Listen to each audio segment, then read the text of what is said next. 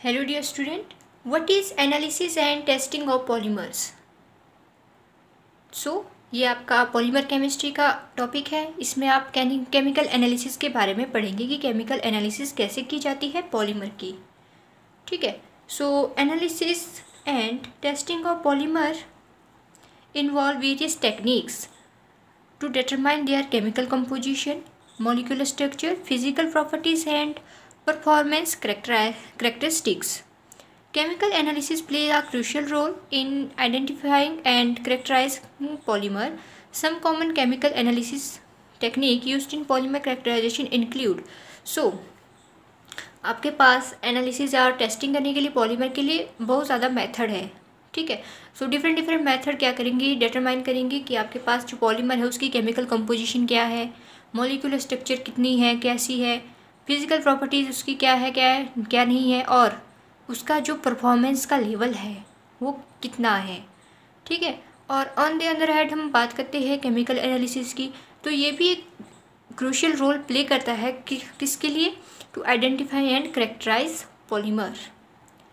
कुछ आपके पास टेक्निक्स है या आप बोल सकते हो स्पेक्ट्रोस्कोपिक मेथड है जो यूज़ की जाते हैं आपके केमिकल एनालिसिस करने के लिए पॉलीमर की। तो सबसे पहले आता है फॉरियर ट्रांसफॉर्म इंफ्रारेड स्पेक्ट्रोस्कोपी, जिसको आप FTIR कहते हैं। It is use to identify functional groups in polymer. FTIR जो आपकी स्पेक्ट्रोस्कोपी है ये किस लिए यूज़ की जाती है, to identify functional group in polymer. कैसे आपकी फंक्शनल ग्रुप का हमें पता चलेगा, बाय मेजरिंग द एब्जॉर्प्शन और ट्रांसमिशन ऑफ इंफ्रारेड लाइट। जब आप मेज़र करेंगे एब्जॉर्प्शन और ट्रांसमिशन इंफ्रारेड लाइट की, तब आपको पता चलेगा कि आपका जो पॉलीमर है उसमें कौन से टाइप का फंक्शनल ग्रुप प्रेजेंट है। It helps in identifying the chemical bond present in the polymer structure. साथ ही साथ फंक्शनल ग्रुप के साथ ये बताएगा कि आपके पास जो केमिकल बॉन्ड प्रेजेंट है पॉलीमर्स में वो कौन कौन से टाइप के है। ओके, एंड सेकंड जो आपके पास टेक्निक है वो है NMR spectroscopy, nuclear magneto resonance spectroscopy. NMR आपके पास न्यूक्लियर मैग्नेटिक रेजोनेंस क्या प्रोवाइड करता है, ये देता है कि इंफॉर्मेशन किसके लिए, मॉलिक्यूलर वेट या मॉलिक्यूलर स्ट्रक्चर क्या है पॉलीमर का। ठीक है, और ये इंक्लूड करता है arrangement of atoms and functional groups, मतलब कि ये आपके पास मॉलिक्यूलर स्ट्रक्चर तो देगा पॉलीमर का, साथ ही साथ ये बताएगा कि किस टाइप की अरेंजमेंट है आपका जो एटम है। ठीक है, पॉलीमर का एटम है उसकी किस टाइप की अरेंजमेंट है और उसमें फंक्शनल ग्रुप कौन सा प्रेजेंट है अगेन। ठीक है, तो ये भी आपको NMR का जब आप स्पेक्ट्रोस्कोपी डाटा लेते हो तो उससे आपको पता चल जाता है। उसके बाद ये यूज़ किया जाता है to determine the polymer composition, chain branching and tacticity और end group functionality. Okay, third है जेल परम्यूटेशन क्रोमेटोग्राफी।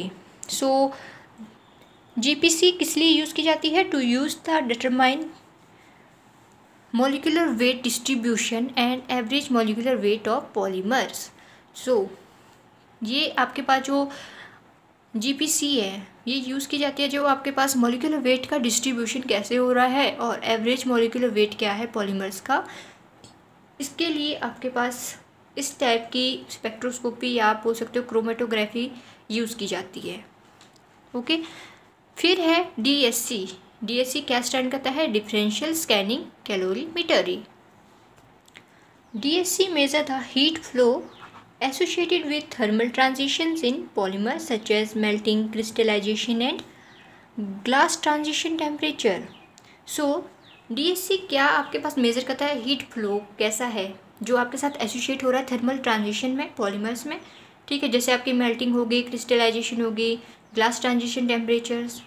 ठीक है, तो ये इसको हीट फ्लो प्रोवाइड करता है और ये प्रोवाइड करता है इंफॉर्मेशन अबाउट पॉलीमर क्रिस्टलिटी, पॉलीमर की क्या क्रिस्टलिटी है, थर्मल स्टेबिलिटी है और ट्रांजिशन शो हो रही है पॉलीमर के अंदर या नहीं। ठीक है, फिर है थर्मोग्रेविमेट्रिक एनालिसिस जिसे आप TGA कहते हैं।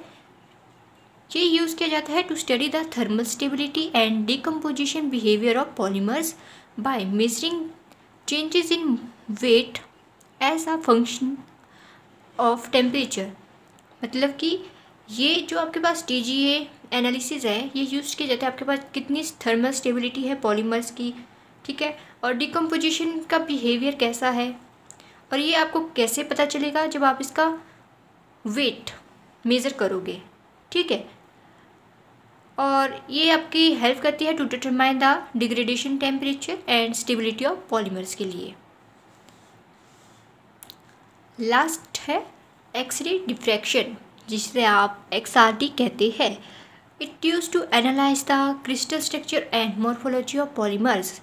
सो ये जो डिफ्रैक्शन टेक्निक्स है, एक्सरे डिफ्रैक्शन टेक्निक्स, ये यूज़ की जाती है आपकी to analyse the crystal structure, कि आपके पास क्रिस्टल का स्ट्रक्चर कैसे बनेगा, मॉर्फोलॉजी क्या है पॉलीमर की, उसके लिए ये टेक्निक यूज़ की जाती है, ठीक है। It provide information about polymer crystallinity, crystal size and orientation.